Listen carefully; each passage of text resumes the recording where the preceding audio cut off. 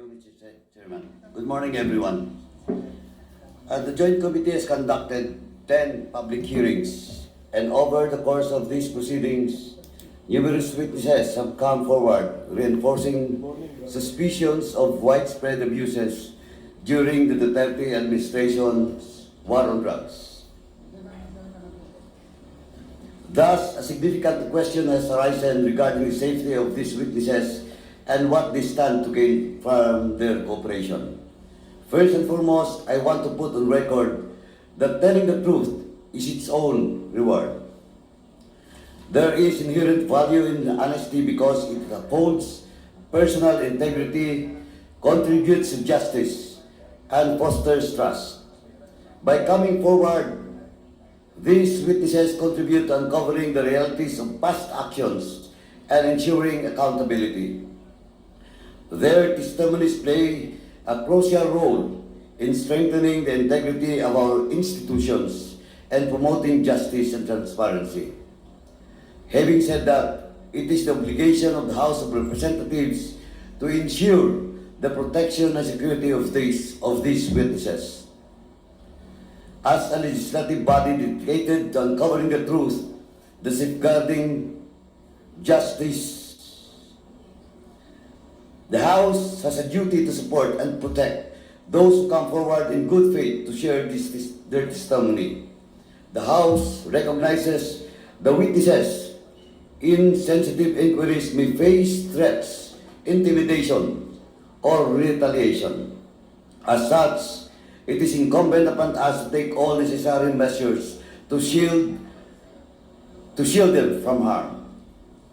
Current laws does not grant the House of Representatives the authority to directly confer immunity from suit. However, we can recommend our witnesses for the Department of Justice Witness Protection Program, which offers both legal protection and additional support. By making this recommendation, we can ensure that witnesses who provide vital information are shielded from prosecution related to their testimonies, in line with the provisions of Republic Act Number 6981. This action requires the consent of the witnesses and approval of our Speaker. In addition, we may consider the option of granting protective custody to ensure the physical safety of resource persons who may be at risk due to their involvement in this investigation. While protective custody does not provide immunity from legal actions, it is an established measure that can provide immediate security during the course of our proceedings. Both actions will require a collective decision from the members of the Joint Committee. This ensures that we act transparently and uphold the principles of democracy. Mr. Chairman, before we proceed with the continuation of our inquiry, this representation would like to put on record and address certain critical concerns relative to the conduct of the parallel inquiry of the Senate Blue Ribbon Subcommittee on the drug war implemented during the previous administration on October 28, 2024.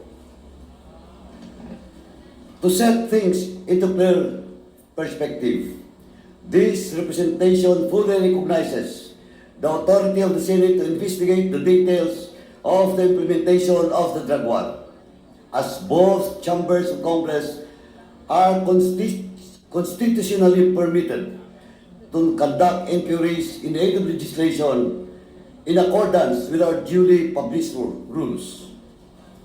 However, while the authority of the Senate will never be put into question, what is particularly concerning is the seeming disregard for proper courtesy and lack of impartiality by a member of the subcommittee. In particular, I am referring to the actions of Senator Bato de la Rosa. Allow me to discuss this detail, Mr. Chairman.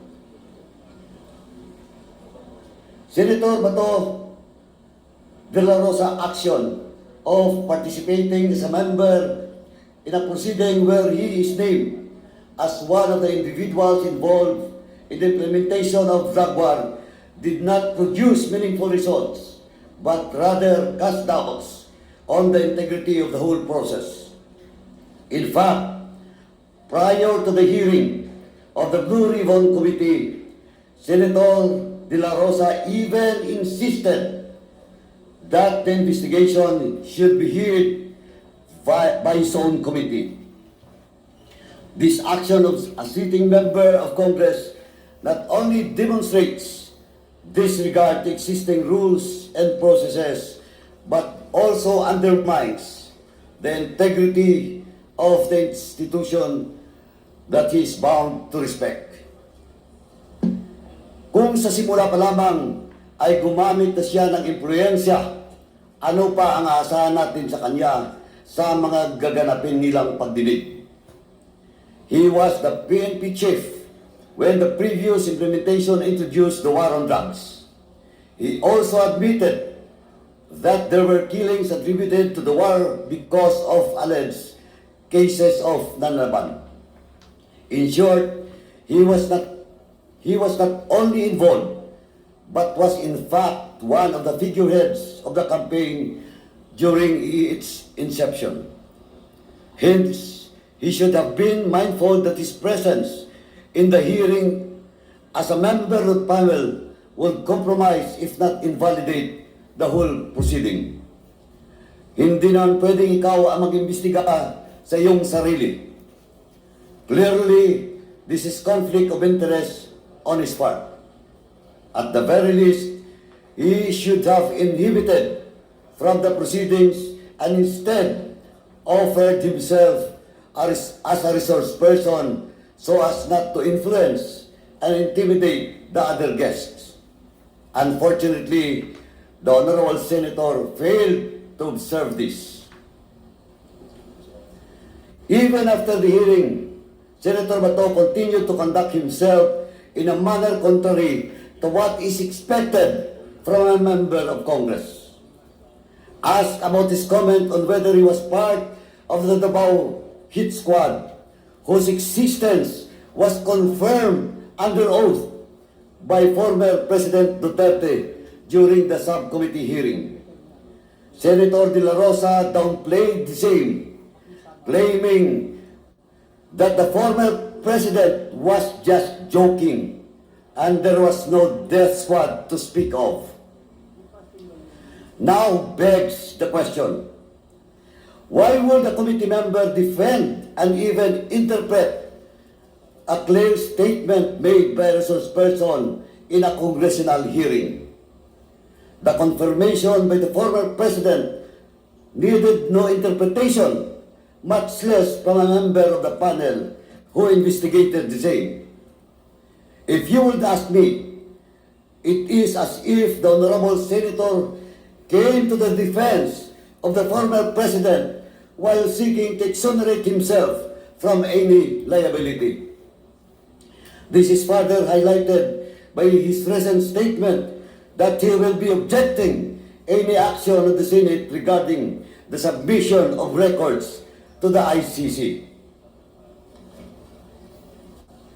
The Honorable Senator's recent actions are truly disappointing, Mr. Chairman.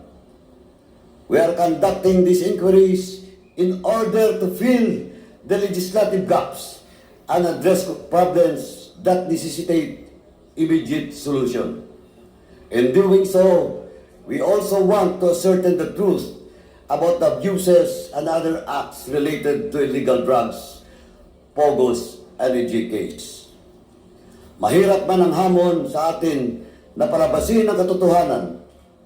Sa palagay ko, ay napagtatagumpayan natin ito.